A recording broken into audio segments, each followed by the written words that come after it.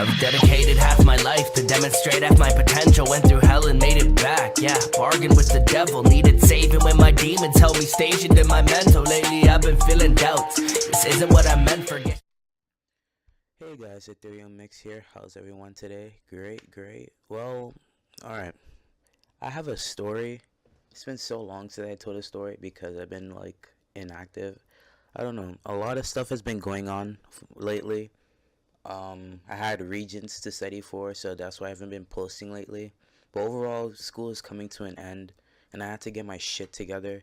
So I started like doing my homework and stuff, and like putting YouTube as a priority I put it down for a while, but now I'm back since school's over and I'm done with my regents and stuff. And yeah, a lot of stuff, like I said earlier, yeah, a lot of stuff had been happening to me. I have like 2 stories to tell, but I'll tell you what happened to me like 2 weeks ago.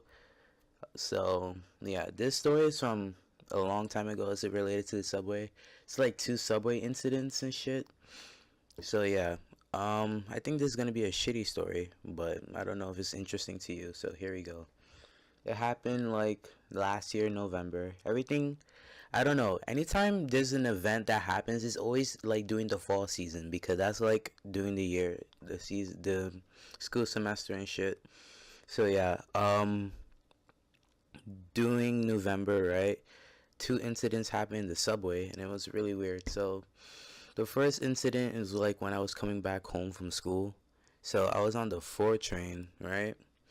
And then there's this like, you know, those homeless people that just like linger around near the staircases and shit. Yeah, so they were just like, there was this one homeless guy there. And then I went into the subway. The next thing you know, because I remember I bypassed him, and then I don't know if he followed me into the subway, but like he was in the cart with the same cart with me, right? He had fucking weed in his hand too. He was a fucking crackhead, to be honest. Like he was really out of it. Um he had weed in his hand, and then his pants, right?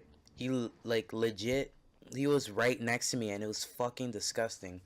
He had pants on, right? But he lowered his pants to like where his pubic hair shows, and like and you see all the like other passengers were like fucking disturbed, like they moved away. I was extremely disturbed because he was right next to me. So I moved down a cart, and then he started shifting too, and I was getting scared for a bit because he started shifting as I started shifting along.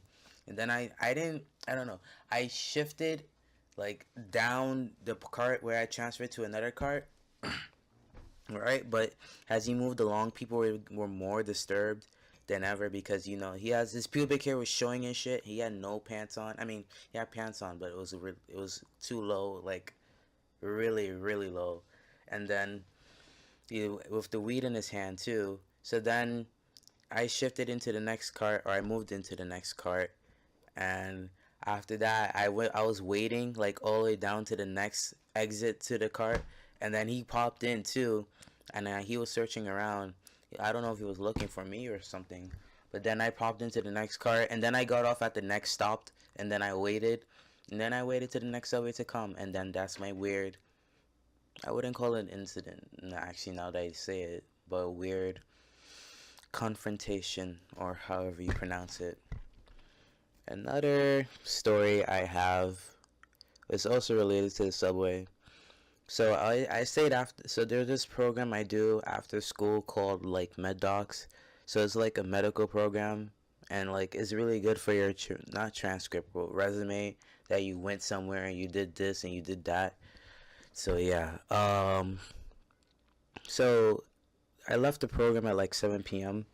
And like it was, especially since this is during falls and winter, the sun goes down really early, like 4 p.m. So I left the thing, it was 7 p.m. And then I had to walk alone in the dark in Central Park, and that's really fucking scary. But I made it through, and I made it through. So I went into the 5 train. So when I dropped off at my stop, right, all the way in the Bronx. This is the Bronx you're talking about. Right? There's a lot of gangs there, like Bloods and Crips. And unfortunately, I ran into this like incident. So it was like a group of teenagers, right? It was a group of teenager boys, and then they went into the store right? And one had a machete in his hand too. But they went into this store and there was like a huge fight between two groups of like boys, right? Because one was blood and one was Crip. Sorry. I'm sorry. So yeah, there was a fight in the store, and the store is like really small. Like imagine it like a high school hallway. It's very dim. It's very small. There's no space, and there was a whole fight. And then it took like a good 5 minutes before the police officers were to come. And mind you, this is 9 p.m. too, so I should be at home, but my dumbass was there, like watching the fight. So then there was a mom inside the store, and like one of the boys accidentally like knocked into the little girl, right? And now the little girl is not, I wouldn't say bleeding, but like has like a huge bruise. And then the mom started outraging and stuff. And then it was a whole scene that night actually, because the bus was there. People were coming out of the bus scared as shit because that one boy had a machete, and there was probably like other people with knives. And yeah, so the mother went out, they pushed the boys out, and then the the teenager boy had enough balls to point the machete into the mom's face. And I was like, oh shit, it's about to get real. So I got scared. So there's two entrances to the subway, right? So the fight was happening at one entrance near the subway. So I just like walked up the stairs and I went out the other way, and I took the long way home. So I had to walk like two blocks, and then I had to go around the corner, and then I had to go through all that extra work and shit to just get home. And I really don't like that night, to be honest. It was really dark. Couldn't see anything. It was very cold too, so that sucked. And yeah, those are my two stories for now. It's not much, but I guess it's something. I hope you enjoy the stories, and yeah, Ethereal Mix out. I'm always seeking peace, but can't with demons leaking deep beneath. And lately I've been trying to stick to doing me. Fucking preach. Told her I would never take her for granted. False hope, but I meant it, damn it, I hold. On a creating damage, told me that I never put in the bandwidth. I know that nobody else understands it. Yeah, lately been turning cold, like I had nothing to give. Well, she gave me the globe. When I was stuck in a rut, you'd always throw down